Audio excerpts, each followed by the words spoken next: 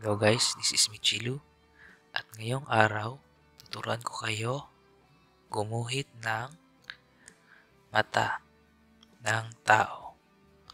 Una, guguhit muna tayo ng hugis bilog.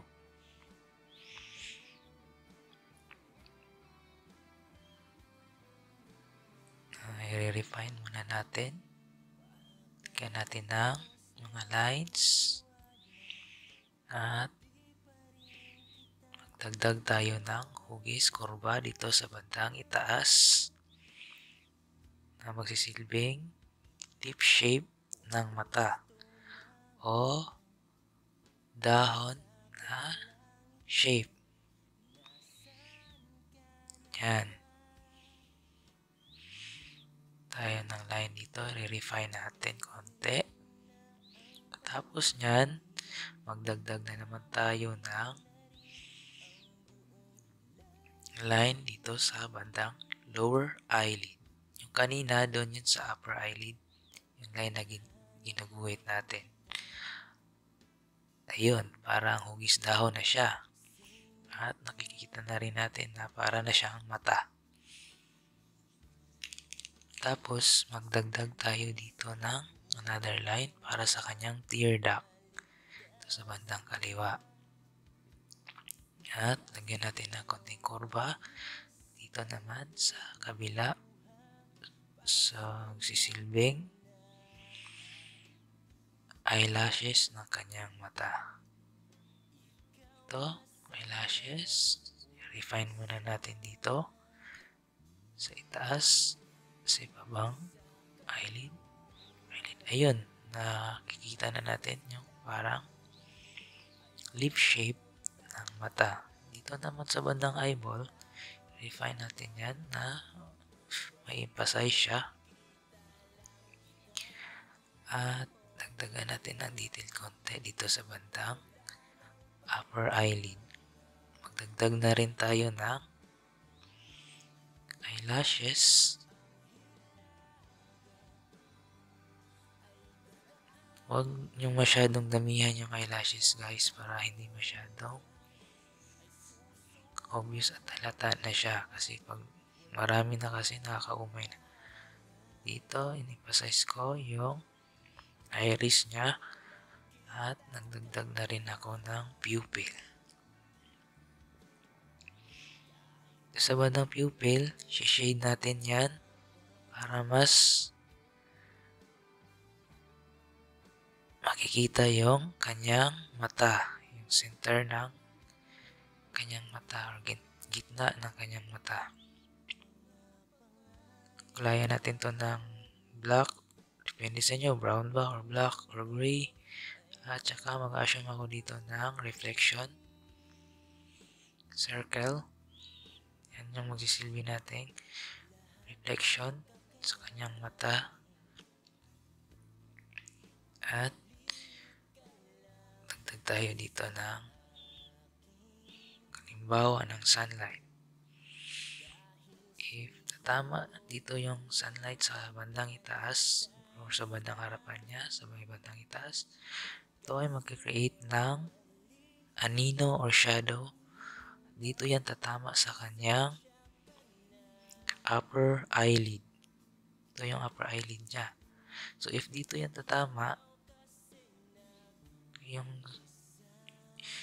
sa ibaba ng kanyang upper eyelid ay mag-create yan ng shadow. So dito, magdodrawing tayo ng shadow. Gihita natin ng shadow dito para mas titingkad yung kanyang kulay. Guhitan lang natin ng pattern stroke na parang shadow siya. It will serve as a shadow dito sa mata. Depende sa inyo guys kung paano nyo guguhitin o didiskartehin kung saan yung shadows at reflection ng mata nyo. By the way, kung wala kayong pen tablet, iPad tablet, you can draw this technique in a piece of paper, bond paper, or notebook, or your notebook. Gagayahin nyo lang to guys para ma-master nyo as a reference. Maraming reference. At dito, maglalagay ako ng hairline strokes sa kanyang iris.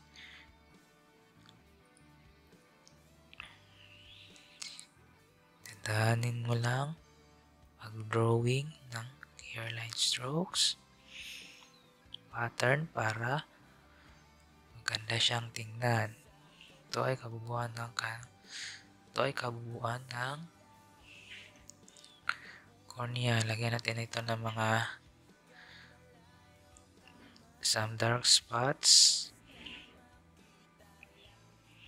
para maging mata na talaga siya, para maging tunay na mata siya. Tapos lagyan natin ng mga konting lines at emphasize sa lines dito sa gilid para mas itingkad yung mata niya. So yan, diniinan ko yung pag-guhit ko ng strokes para mas itingkad yung strokes. At dito sa bandang baba ng lower eyelid dyan, nilagyan ko ng offset dito banda. Kasi dyan tatama yung eyelashes natin. Dyan sila magsisimula. So, gayahin nyo lang yung eyelashes na magkaguhit ko. Huwag yung puro line, the same line strokes lang. Dapat meron siyang parang triangular. Ganyan guys. Oh. Parang nagko-crossover siya. Ganyan nyo pagkaguhit yung eyelashes niya. Tapos dito na sa bandang itaas, lagyan ko ng additional lines sa upper eyelid niya at lines sa eyelashes niya.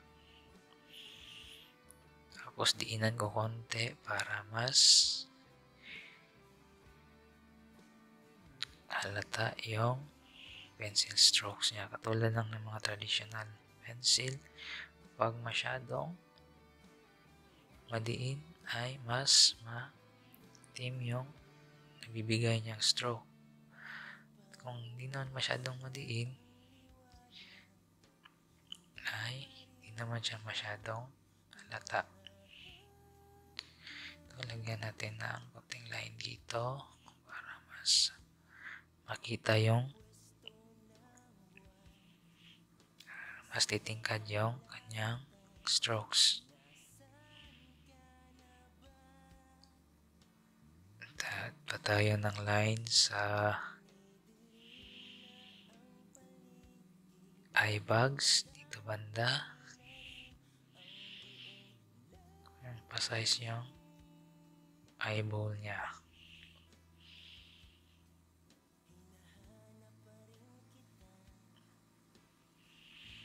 Add pa tayo ng mga lines, detail lines, parang skin, sa skin niya, at eyebrow. Magsisimula na ako ngayon sa eyebrow.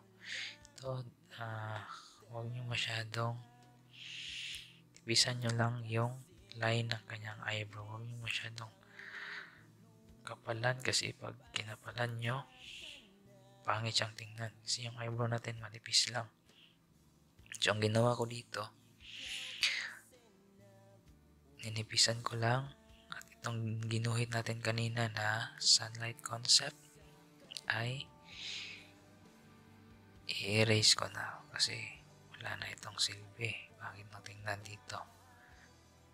In-explain ko lang kanina kung paano na-create yung shadow doon sa upper eyelid kung saan tumama yung sunlight or yung light at nag-create ng shadow doon banda sa ilalim ng kanyang upper eyelid. So dito add muna tayo ng kaunting curl sa mata, ito sa yung kilay, tapos guhitan ko ng forma ng kilay niya para doon pa-follow yung pattern ng eyebrow niya. Ito lang, patience lang sa pagdodrawing, sa sketch. Tandaan lang, nipis lang. Nipis lang yung pagguhit mo. Hanggang sa dadami siya. Tapos ito, sasalubungin na naman natin ng another set of eyebrow sa bandang itaas. Kasi ganito talaga yung design ng kilay natin. Sa baba, may papuntang pataas. Sa itaas naman, may sasalubong na buhok na kilay. Yan. Size, add more detail, add more strokes, add more hairlines. Dadamihan mo hanggang sa dito, sa tear duct. Ipa-size natin konti. Lagyan ko ng, itiin ko konti yung line stroke niya para halata siya. Dito din sa kanyang iris at upper eyelid. Add more strokes. Add more stroke patterns sa shadows. Ito sa gandang pupil, titiliman natin konti para mas halata siya. Ito, lagyan natin ng konting shadow at eyelashes. Ito sa eye bags. Add another eyebrow strokes. Emphasize na ng eyebrow. Dagdagan natin ng buhok again. At didiliman natin konti dito sa upper eyelid niya.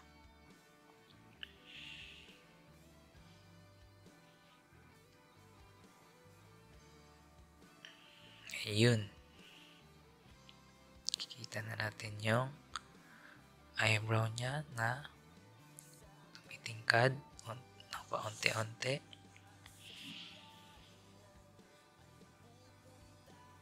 So guys, if magpa-practice kayo palagi na pagguguhit ng mata or pag-drawing ng mata, punta lang kayo sa Google search nyo. Yung hyper-realistic eyes, tapos gayahin nyo, iguguhit nyo sa notebook nyo, on paper ba, drawing kayo everyday. Maglaan kayo ng 1 or 2 oras sa isang araw, guhit kayo ng mata, or forms ng body, hands like nose, face shapes, guhitin nyo as a reference. Dahil mas doon kayo matututo magdadagdag ng art dictionary sa isipan nyo at creativity nyo. Kapag lagi nyo napapractice, magdadagdag yun ng dictionary or idea or technique sa experience nyo. Lagay tayo ng konting reflection dito sa kanyang eyelashes para parang maging totoo siya. Guys, ito, refine natin konti, dagdagan natin konti ng line para mas halata siya dito sa tear duct. Lagyan natin konti ng duct dito, duct line, iinan natin konti. At yun, para ng mata.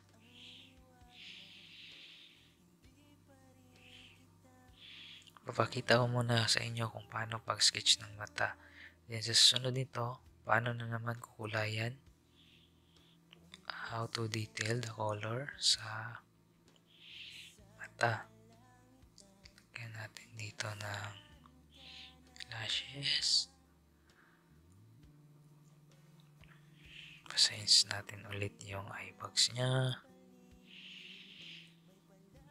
Kaya natin ng konting detail sa tear duct, ito sa skin, ito sa eyebrow niya, add more hairlines, hairstyles. And that's it. Lapit na matapos, guys.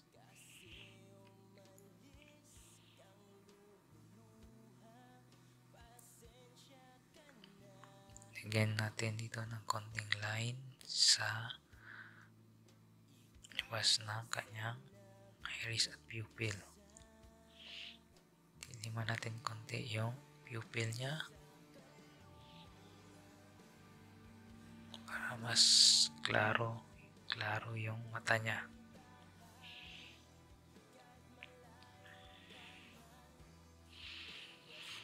So guys, comment lang kayo kung anong susunod guguhitin natin. Kung gusto niyo talagang mag-practice ng drawing, nood kayo palagi ng mga tutorial, practice kayo araw-araw, drawing kayo ng mga references, at mag-add yan ng vocabulary sa storage memory nyo. Yun, magagamit nyo yun pag magguhit na kayo. Na kayo mahihirapan mag-imagine kasi alam nyo na kung ano ang hugis ng mata. So, zoom natin konti. At tayo ng mga shadows konti. Tapos, add natin ng maliit na ugat dito sa mata as a basis or reference. Sunod natin na coloring technique. Yan, yung ugat. May ugat talaga yan dyan banda.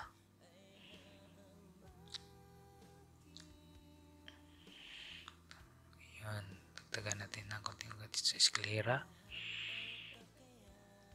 or yung puting mata. Yung puting kulay sa gilid ng ating mata. Ito, lagyan ko muna ng kakaunting line stroke. Diinan ko konti para mas halata siya. Halata yung mata niya.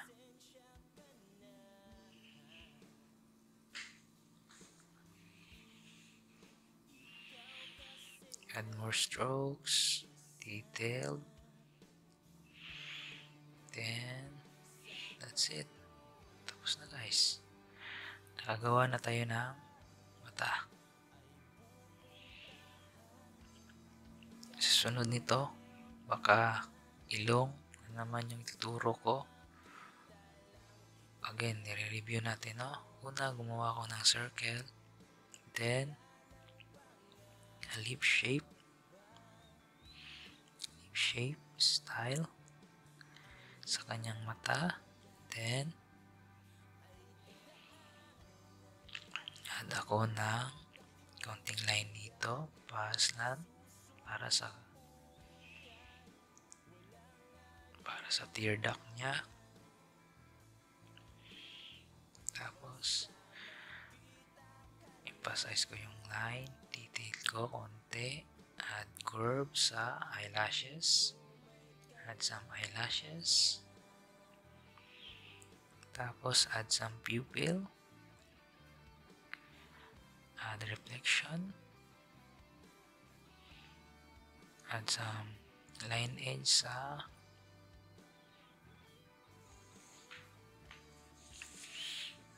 iris at cornea ng kanyang mata, add some shadows, some shadow style,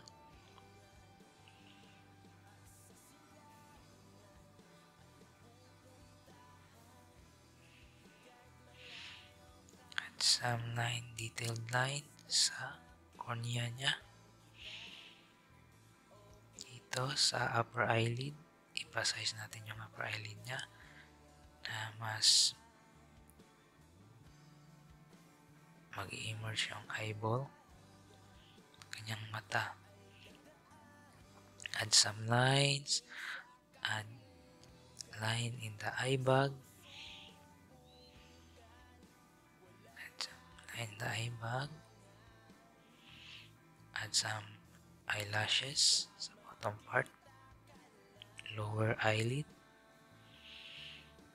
not too much para hindi masyadong halata or obvious kasi nakakaumay pag ang daming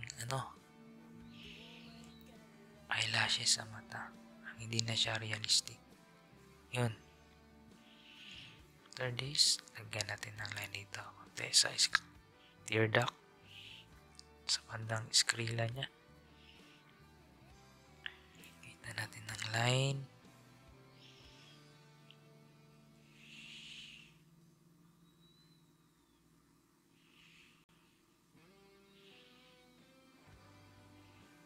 Lagyan natin ng konting shadows, shades, para may pagkais yung mata. Lagyan natin ng eyebrow. Just a fine line. Then, pattern kung saan follow yung pattern ng eyebrow sa mata niya. Ito, kasalubungin natin ng eyebrow sa bandang itaas para magkasalubong sila. Add natin, huwag masyadong diinan, hindi masyadong madiin, manipis lang yung line na gagamitin. Damihan natin hanggang sa maging kilay na siya. Ngayon, naguhit natin agad. Nireview lang natin yung ginawa natin kanina. Ngayon, nireview natin at nakagawa ulit tayo ng other shape of eye. Lagay tayo ng konting eyelashes. Ayan guys, tapos na. May naguhit na tayong mata. Ganyan lang kadali. At hanggang dito na lang ako guys. This is Michilu. Please subscribe to my channel para marami pa akong matuturuan at maisi-share sa inyo sa susunod na mga episodes. And that's all. Thank you so much. Goodbye.